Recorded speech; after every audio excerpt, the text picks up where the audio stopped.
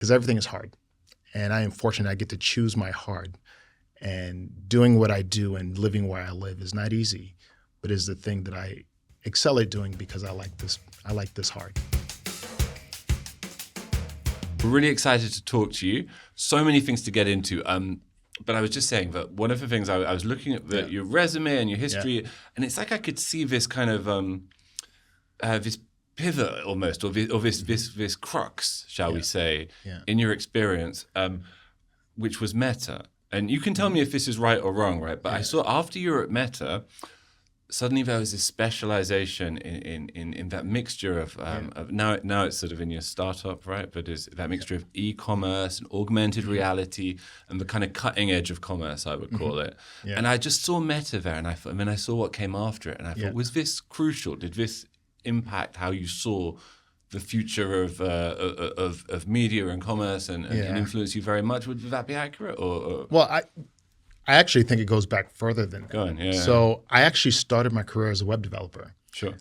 25 years ago, building e-commerce sites when Amazon only sold books, to give you context. It does go back a little further than that.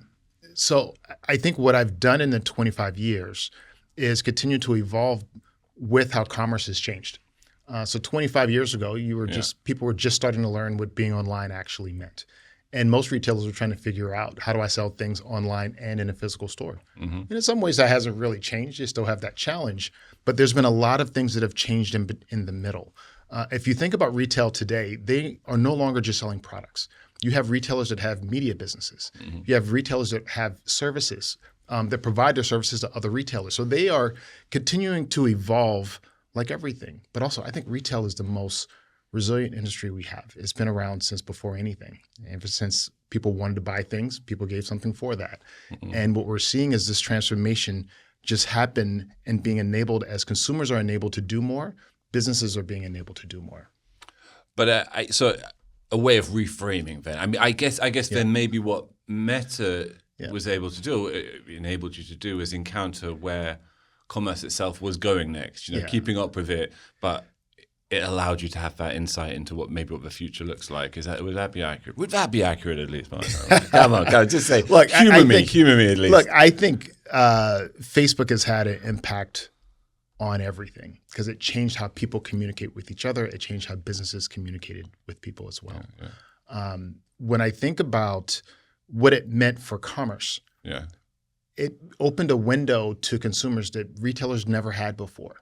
It opened a way for people to reach brands and understand who they are, unlike any other platform before. And so if you could imagine, commerce was owned by people who had the biggest and most stores, the most locations. So if you're a small company, how do you compete? Mm-hmm. Online existed, but then became this platform, became this equalizer, which was Facebook, where its algorithm was built on an auction that focused on what the consumer wanted versus what you wanted to sell them. And so it forced them to evolve. And if you think about how commerce is happening today, it is more consumer driven than it's ever been because you have more choices and the ability to get that products delivered to you in any way possible. So it's forcing businesses to be more personalized, not just online, but even in the physical stores where they built, what kind of products they build and how many they actually build. I think that equalizer from the consumer side is forcing the innovation in retail to happen. That is what Facebook has accelerated when you think of it that way, because it is a platform that has enabled businesses and consumers to connect in a way that we've just never seen before. And I guess when you look back at, say, the last 20, 25 years of commerce, and as long as your career in it has been, right, in e-commerce, is there a point when the gradual, inevitable navigation of everything online and almost the kind of erosion with it of a sort of brick-and-mortar business, was suddenly there was a tipping point where that started to reverse itself or complicate itself into a more hybrid state? And where do you draw that line personally, if that did happen in your view? Or if not, what has? So I think there are two things that have happened. People buy online, but they shop in a store. Mm-hmm. All right. So like the way online is organized is really good at helping you find the thing that you are specifically looking for, but it doesn't do discovery. Mm-hmm. And we've had this misconception of retail for years that somehow they compete with each other. They actually don't. And the best consumers for anyone buys online and in a physical store. And even today, 80+% of transactions still happen in a physical store. The retail store never died. It's evolving.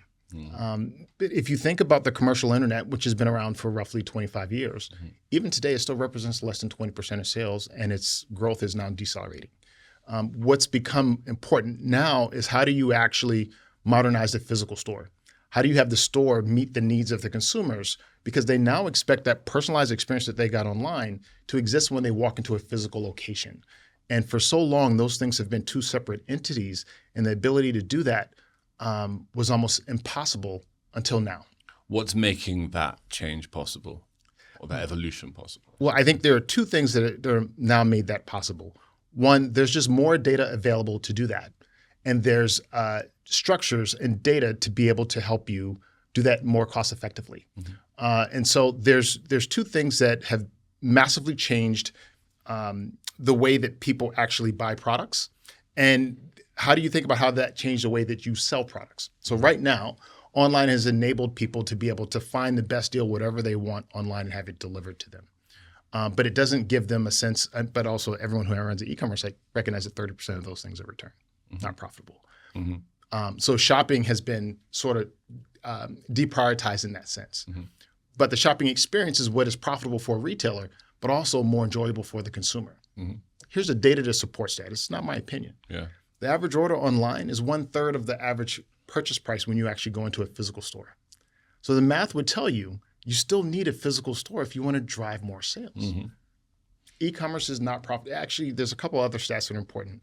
E-commerce is actually not profitable for anyone. There are no profitable e-commerce companies in the world. Right. There's none. Yeah. It is a channel to buy things, but it doesn't do a good job of driving profit. Even for consumers, it differs based on the size of the product or even the cost of the product. If you think about things that are over $300 to $400 in the U.S., people want to buy those in a physical store. They want to touch and feel the product. Trust is still a contact sport. Look, I'm a digital guy. Everything I have in my home operates by voice. But for large purchases, I still want to touch and feel it. But that's reflected in how people actually shop. The challenge is for retailers, how do I adjust my business to account for the demand that's driven by online and the fulfillment and demand that happens in a physical store? That is still a challenge. What you're seeing happen in retail today is struggling to be able to adapt to how the physical store, what role it should play. In the past, you went to a store to buy a product. But today, that store does fulfillment. It does customer service. It does all these other things. But the metrics to measure that has not changed. And so if you are a retailer, how do you think about what that – actually, I had this conversation on my way here today with a customer. They said they're opening a store, and they were talking about how they're measuring it. And I said, hey, there's all these other things your store is going to do. How do you account for that? Because the success or failure is not just based on how many sales happens in that store, but its impact to your business. And that is a shift across retail that has to happen. I think they're being forced to happen because you see the number of stores that are closing. There's also just as many stores opening. So what should it be measured on, and how do you measure the success therefore in a shop? Because I don't know if I quite follow. Because if it's unprofitable to sell online, but we don't want to just measure the stores according to sales alone, what am I missing? What is the nuance of metrics we should be? I'll give you an example. Go on. Okay. So the challenge with buying things online is that you have a centralized warehouse and you have to ship it everywhere across the country. Sure. If you use your store network to also fill that demand, you lower the cost to deliver the product. Consumer can get it a lot faster. In order to do that, that means a percentage of your store is not about selling a product, but fulfilling demand. Right. So then how do you measure success of that? So let's just say what you've seen some large retailers, which I won't name here, and I won't give anybody any press there. I've sat on the executive council of some really big retailers for us, and they've built smaller format stores in more places, primarily to solve the e-commerce delivery part. Now, what they've been able to do is have a smaller format, so they have more revenue per square foot, but the back end of their stores primarily are delivering to customers that actually only want to shop online. So they've been able to solve that by having a smaller footprint to be able to create more profitability and still fulfill that demand online. So that this integration of what we've called in the past omnichannel is now becoming more real because there's more investment happening in the physical store. And that's the thing that actually makes you more profitable, and that is where omnichannel really happens. So, Madeline, I think the last CIO role, you're currently a founder, and we'll get into that a little bit. But the last CIO role you maybe had was at Barney's, right? That's correct. When a lot of these dynamics must be made very apparent to you. So I'll explain the role at Barney's. Most CIOs are a cost center, so they own technology only. But at Barney's, I own not just the technology across the company and the stores. I actually own the entire P&L for the e-commerce business. And so I had a very different view of what was happening across the business. And a lot of what I focused on is how do you integrate how e-commerce and the physical store works together, and it's super hard. And it's not just hard from a technical perspective, it's hard from a cultural perspective. Those organizations were built separately. Now, obviously, Barney's is no longer in business, but I think the problems we were trying to solve 9 years ago still exist today. When I talked about how do you turn your stores into distribution centers, I did that 10 years ago at Barney's. Our largest customers were actually around our largest store. Our largest online customers were actually located near our largest stores, but we weren't fulfilling their needs from our physical stores. And that changes the cost of how you actually are able to support your customers in all those major markets. So how is your startup support it? Is it like it's a transformation consultancy effectively on this? Or Actually, my current company, Optierra, as a SaaS platform, we focus on two core things for retail, which is how do you make demand planning and inventory management a lot better. Right. Today, the way retailers solve which products they should have in their store and how many is they look at data from last year and they say this is what's going to happen this year. Well, guess what? That's wrong. We've been able to use real-time data to be able to help retailers understand what's going to happen in more recent terms. If you think about what's happened, even in the current situation that's happened with trade across the U.S. and the globe, obviously consumer demand is changing. So how do you actually predict that? Probably one of the biggest things that I've done is I worked at one of the companies that is the strongest predictor of human behavior. Facebook. And if you think about the ability to use not just the data of a retailer, the data of the macroeconomics of where a store is, the macroeconomic conditions of where a store is located, and the online signals from one of the most powerful platforms in the world, you're able to better predict what's going to happen next. Here's the thing I learned at Facebook. It does a great job of knowing what people are going to do next. And the reason why it's so powerful for retailers is that if you allow Facebook to actually help you find the customers for your products, you actually get more sales. And what happens when you're able to understand what products people actually want? And that's been a core ingredient for us in our application. And also it's been driving a lot of results for the customers that we do have. What we've seen in our ability to predict where products should be and what people actually want has been above 92%. And for anyone who works in retail, if your forecasting is 92% accurate, you're probably 30% better than you were last year. And that's the thing that we've been able to do extremely well. And from CIO to founder, since this is solid for CIO, let's focus on that. It's funnily enough, we've spoken to more CIOs who made the reverse journey, which might tell you something about the stress and uncertainty that can come with being a founder yourself. But tell us about that move and how it's been on an emotional level and such like. Well, so I'll talk about the CIO role in general. I think that role is continuing to change. It's been a cost center to this point. And that's hard inside of a large corporation. And there's been a number of companies that I've spoken to about being a CIO before I actually went to doing this. My passion has always been about how do you evolve retail, but I recognize that doing it outside the organization made more sense for me.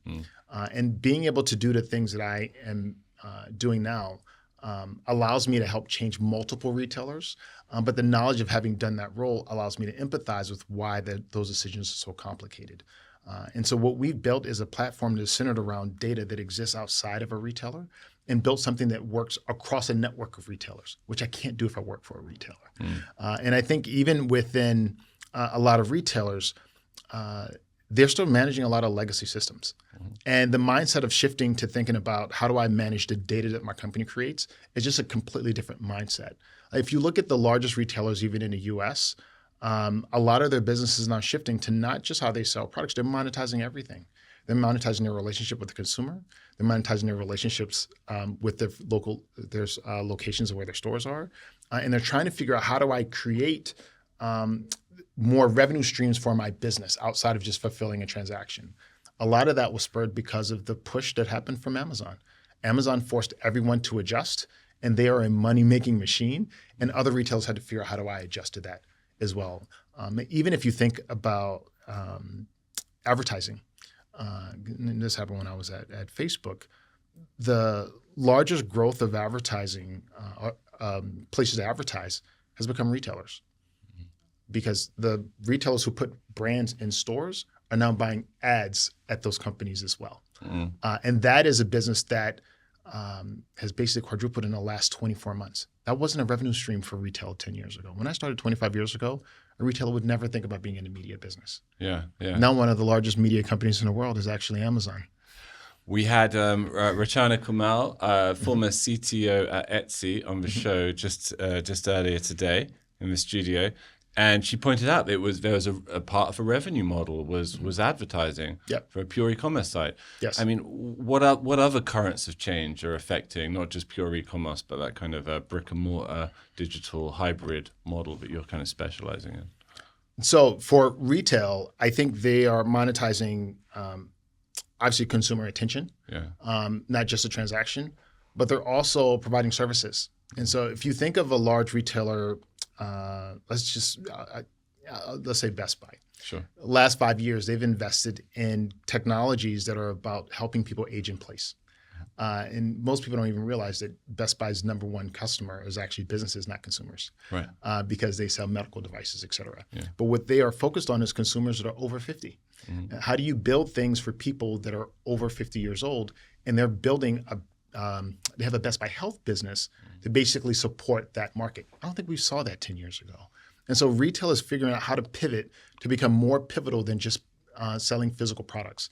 I think as we look forward, you're going to see more retailers try to figure out what their advantage is that they have with their consumers and the products they sell, and they're going to create more revenue streams from their businesses. What retail looks like today is going to be very different in about 10 years. And I think the winners and losers are going to be very apparent in a very short amount of time. Where do you stand on the idea of experience, right? I mean, we're sponsored by NextThink. They coined the term digital employee experience, and that sort of signaled a real reorientation around how employers and in IT specifically here think about what it is to work somewhere. You know, you're suddenly catering to an experience of belonging, of employment. And you see retail moving in a similar direction, you know, providing shopping experiences, providing days out effectively for people, you know. But if you don't have that, they obviously can't. They're not instinctively going to think they can charge for that experience per se, right? So it creates an ambiguity over what the payoff is in that. But so where do you stand on that in terms of experience as a factor in the evolution of retail?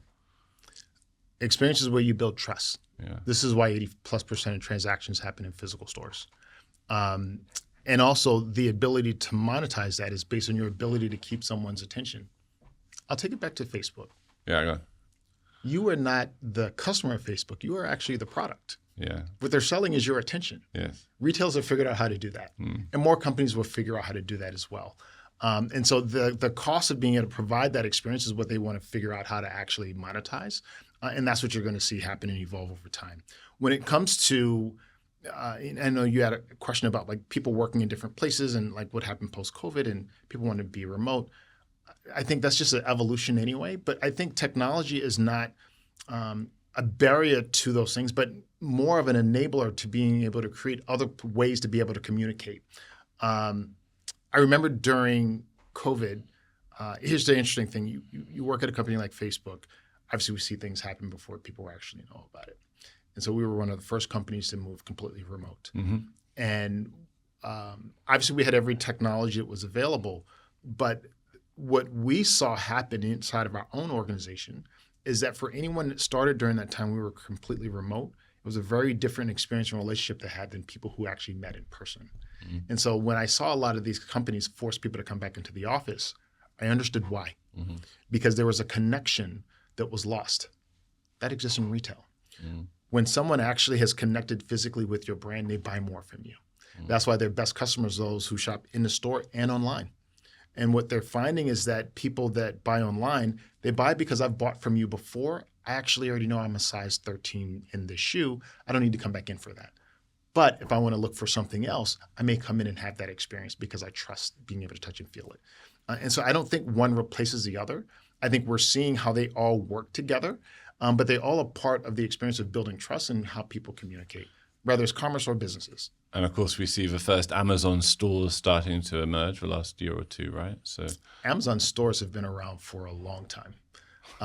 Success and failures they've had, and then they bought different models, and they've built Whole Foods. But I think, like any other company, they recognize that being in physical spaces actually matter. It allows you to not just understand what's happening in the physical world, but it allows you to build trust.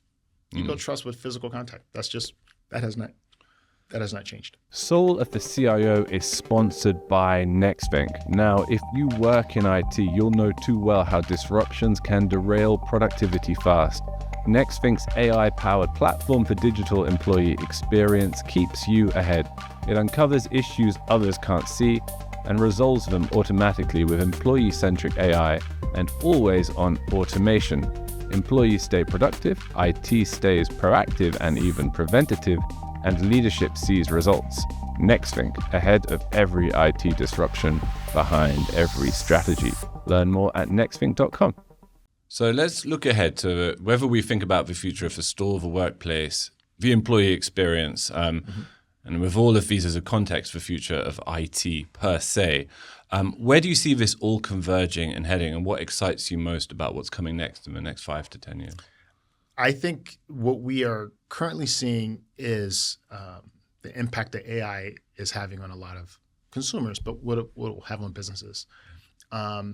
The positive is taking things that were almost unattainable in terms of being able to process and understand the context of data and making that available for a lot of people. Mm-hmm. The downside is it's creating a place where people feel like they're being replaced.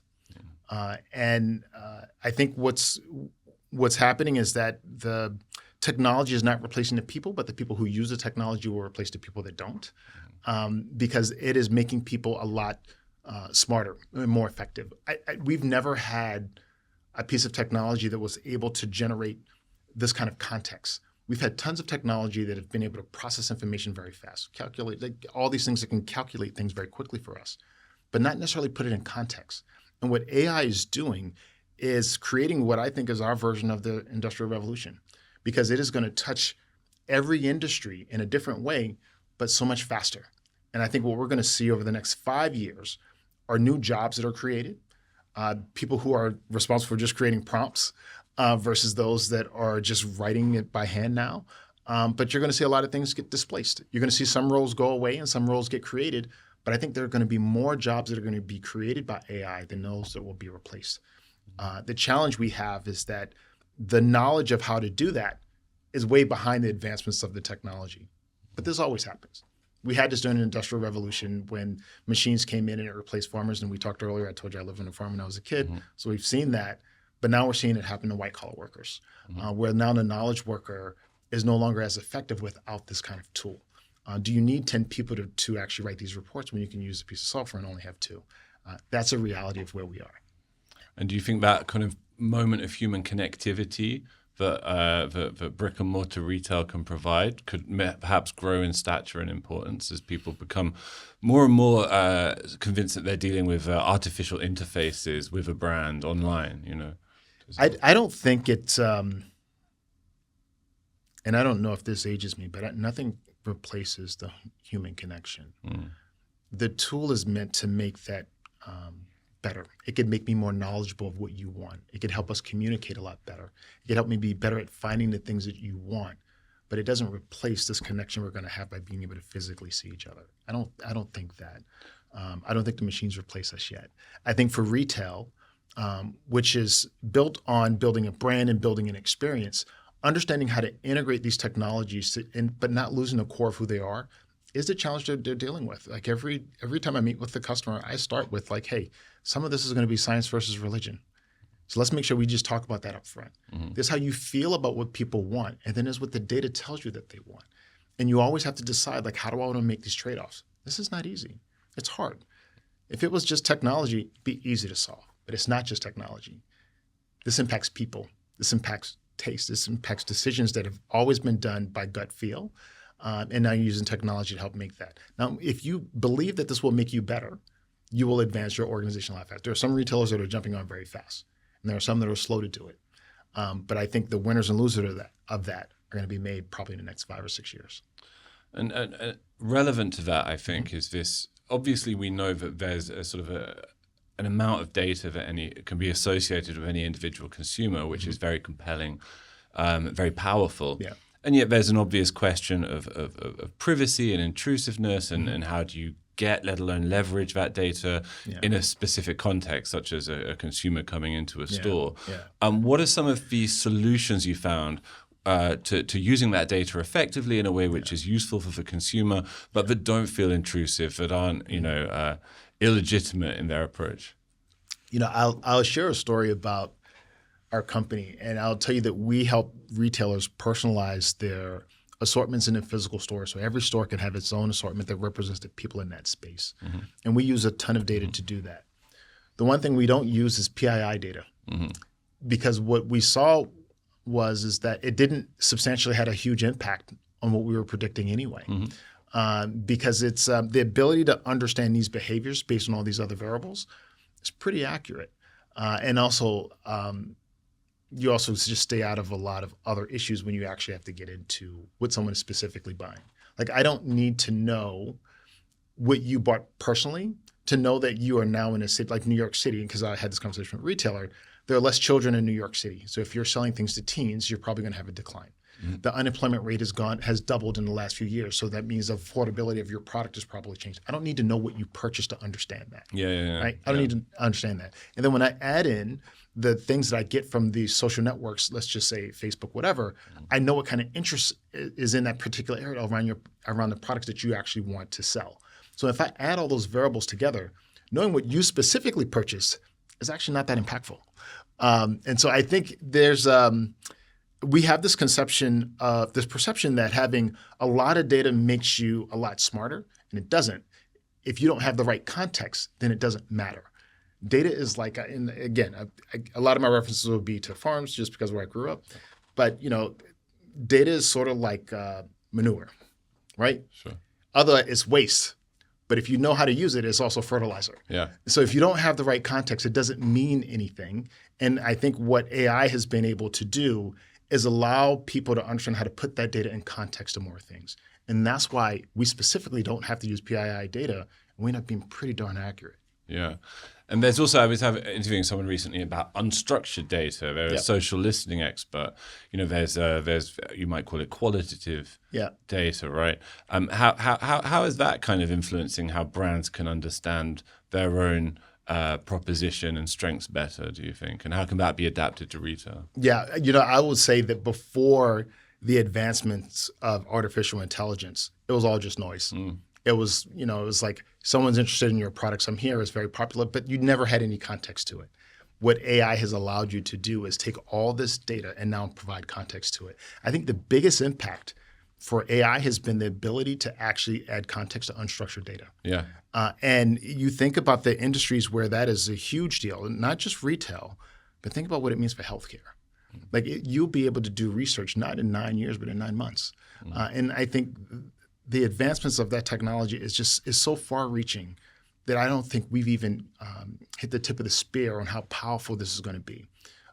Going and doing a startup now at this time in my career wasn't because I didn't have other options. It's because I see what's going to happen. I want to be in the middle of that. Because I am a technologist before I am anything. And 25 years ago when I was doing e-commerce, I can tell you there's a lot of people who said it was a phase. It wasn't. And what we are experiencing now is something that's probably 10 times as powerful as what we saw in 2000 of the commercial internet. Because this has the ability to change every industry and every facets of how you use data and how people interact with it. It's going to change jobs unlike everything that we've seen. But I think it's going to create a more powerful worker, and it's going to create smarter businesses. I think the net positive of what is about to happen over the next 5 years with AI is tremendous. I have an 11-year-old son, and his ability to understand things, because he uses it. And I don't push him away from it. I'm like, look, I can't tell my son this is what I do and I tell him not to use it. I have to tell him not to use it in school. But he does computer vision stuff now. He's 11. And so what is he going to learn when he goes to college? And so once education catches up with what these kids are learning, we're going to start seeing that there will be more jobs and more people educated and being able to do that.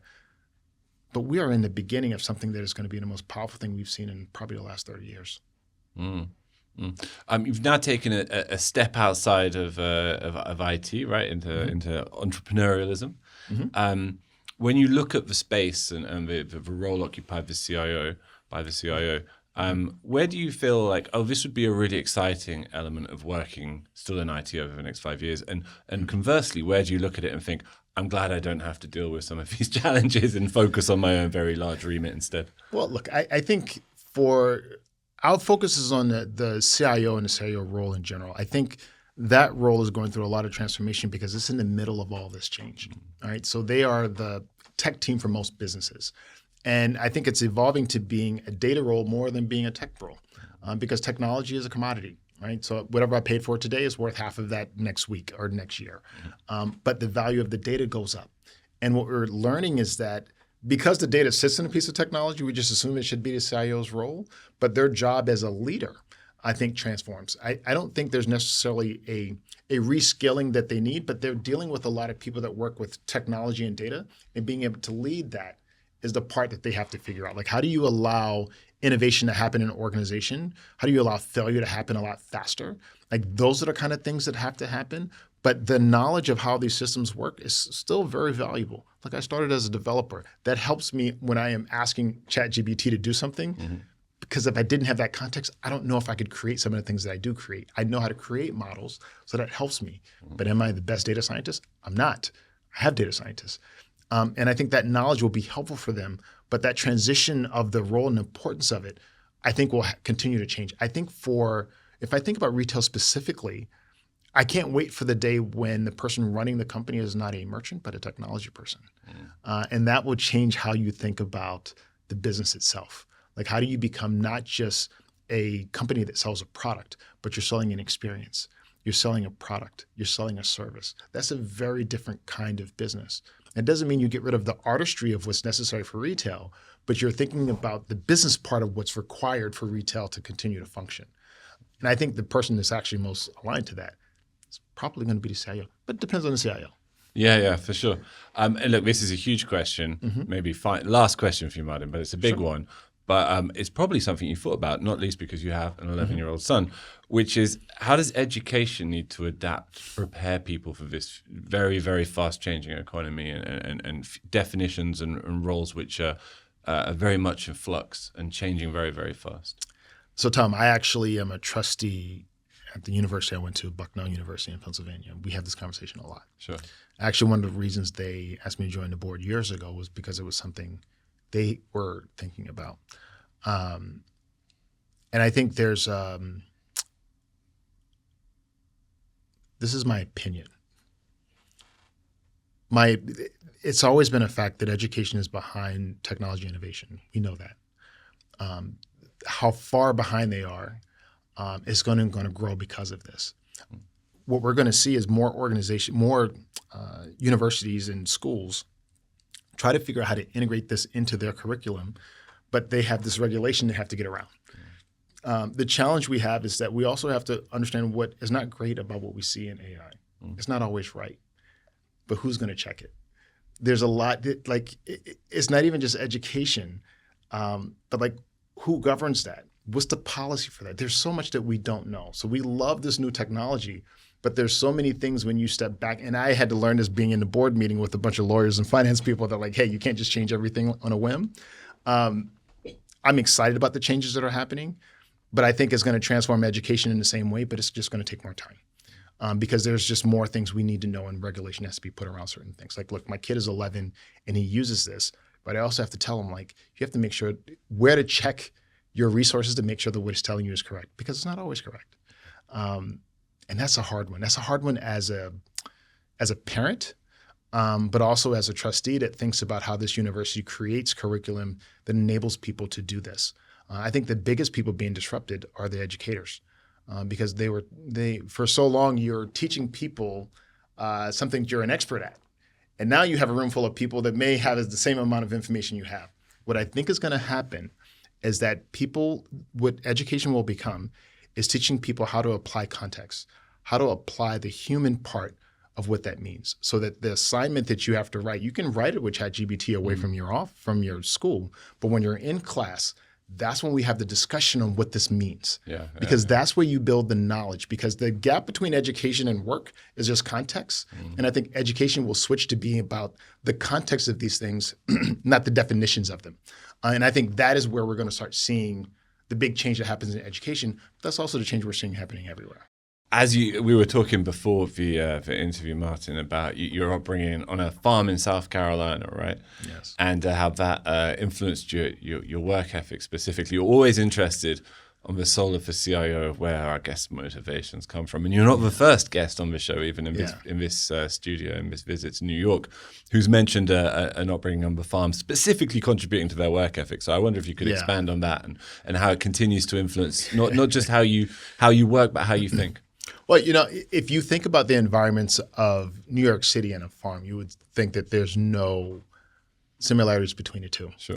The work ethic on a farm is there. You get it from a child because everyone has a job and you must do that job. Otherwise, the impacts are immediate and you feel it. And so you learn not just how to work, but the impact of that work and what it means for everyone in your community and your household. And so that work ethic has not changed. Here's the thing I love about New York. New York is no different. I've been in New York for 24 years. It rewards work ethic. It does not reward mediocrity. And I think to not just be in New York, but to be successful in New York requires a lot of that. I think when it's part of your DNA, this city is pretty easy to deal with. When it's not, it's very hard. And I think I was telling you guys earlier, and maybe it's more people than I know. I know how to ride the subway and milk a cow, and I do both with the same amount of enthusiasm. My grandmother, who is not here, would be proud of me telling her that everything she made me do was the thing that makes me do the things I do today, because everything is hard, and I am fortunate I get to choose my hard. And doing what I do and living where I live is not easy, but is the thing that I excel at doing because I like this hard.